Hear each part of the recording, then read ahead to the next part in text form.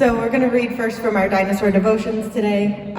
It is by Michelle Metlock Adams, illustrated by Denise Turu, and published by Tommy Nelson Publishing. And I'm glad that Danny is here today because I'm probably going to butcher this dinosaur's name. Rhamphorhynchus? Yes. Oh, okay. I didn't butcher it. I'm proud of myself. So the Rhamphorhynchus is often pictured as a large, ferocious, bird-like flying reptile with scary, sharp teeth.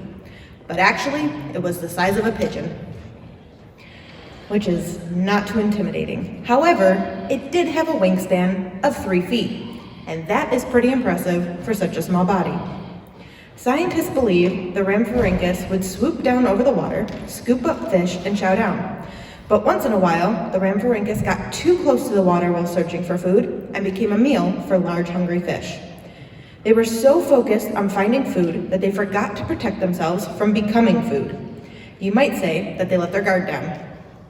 That didn't end well for the Rhamphorhynchus, and it won't turn out well for us either. The Bible tells us to be alert because the devil, our enemy, prowls around like a lion in search of someone to devour. Now, we don't have to be afraid of this because God is on our side, and he has already defeated the devil. But that won't stop the devil from trying to trap us and make our lives difficult until we get to heaven. So be alert. That means be watchful. For example, if someone dares you to steal a pack of gum, your on-guard sensors should go off. It might seem like a harmless prank, but that harmless prank goes against God's word, and it's against the law. Be prayed up. Pray Psalms 91 over your life every day and thank God for his protection and direction. Don't be afraid, just be alert. There's a difference. Amen. All right, so the adults might know this. I didn't think the kids would, but since I'm speaking to mostly adults, you guys might answer my question. Do any of you know how many times God tells us to do not be afraid in the Bible? Robin got it. 365.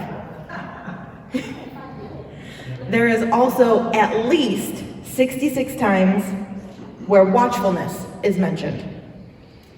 Now, my dad tells me all the time that when it's important, God says it twice. We're not going to talk about what verse he references when he says that, but when it's important, God says it twice. So if we're told at least 66 times to be watchful and 365 times to not be afraid, I'm going to just throw that out there that it's probably just a little on the important side.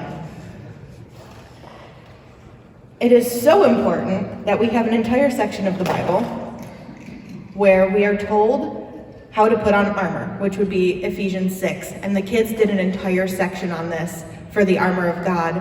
And yet Danny's confused face is telling me that he could not give me all of the names, but the adults probably can. So what are the pieces of armor?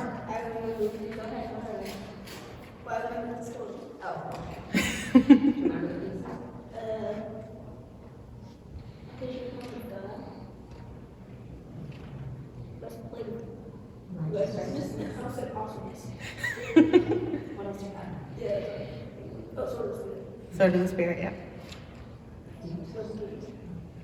I did put on my religion, right?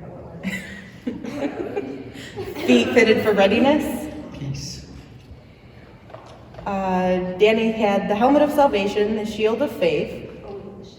Oh, I'm sorry, he did the breastplate of righteousness. Feet fitted with readiness, helmet of salvation, and the sword of the Spirit. Those are our pieces of armor. Belt of truth. Oh, yes, belt of truth. Thank you, Pastor Mark. And then, not only that, but we were also told 365 times to not be afraid. One for every day of the year. So we don't need to be afraid, but we need to be watchful. What does that mean? How can we do that? Since it's getting chilly outside, some of you might have a bonfire, right? You're gonna sit by the fire, it's gonna keep you warm, it's gonna keep you toasty, but you're not afraid of the fire, even though we know that fire can devour a house, can take down a building, and can burn us. We're not afraid of it. We are cautious, we know not to get too close, we know not to set our marshmallow on fire or whatever we're roasting, but we're not afraid of the fire because it's in its spot, it is contained. You also know, I'm repeating myself. So why do we think then that God spends so much time telling us not to be afraid? Probably because he knows as humans that we're going to be afraid of things anyway. We see the world differently than he does, and we don't know or understand it the way that God does. He sees the end, we only see the current. So just because we don't need to be afraid, God's got us protected on all sides, and we need to be watchful, and that our enemy is looking for someone to devour, the prophet Elisha prayed for a servant to have his eyes opened in 2 Kings 6, verses 8 through 18, so that he was able to see what God could see. Now the king of Aram was at war with Israel. After conferring with his officers, he said, I will set up my camp in such and such a place. The man of God sent word to the king of Israel, beware of passing that place, because the Arameans are going down there. So the king of Israel checked on the place indicated by the man of God. Time and time again, Elisha warned the king so that he was on his guard in such places. This enraged the king of Aram. He summoned his officers and demanded them, will you not tell me which of us is on the side of the king of Israel?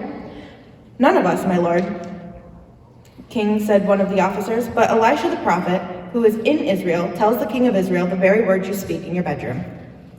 Go find out where he is, the king ordered, so I can send men to capture him. The report came back, he is in Dothan. Then he sent horses and chariots and a strong force there. They went by night and surrounded the city. When the servant of the man of God got up and went out early the next morning, an army with horses and chariots had surrounded the city. Oh, my lord, what shall we do? Said the servant. Don't be afraid, the prophet answered. Those who are with us are more than those who are with them. And Elisha prayed, O Lord, open his eyes that he may see. And he looked and saw the hills full of horses and chariots of fire all around Elisha. As the enemy came down towards him, Elisha prayed to the Lord, strike these people with blindness. So he struck them with blindness as Elisha had asked.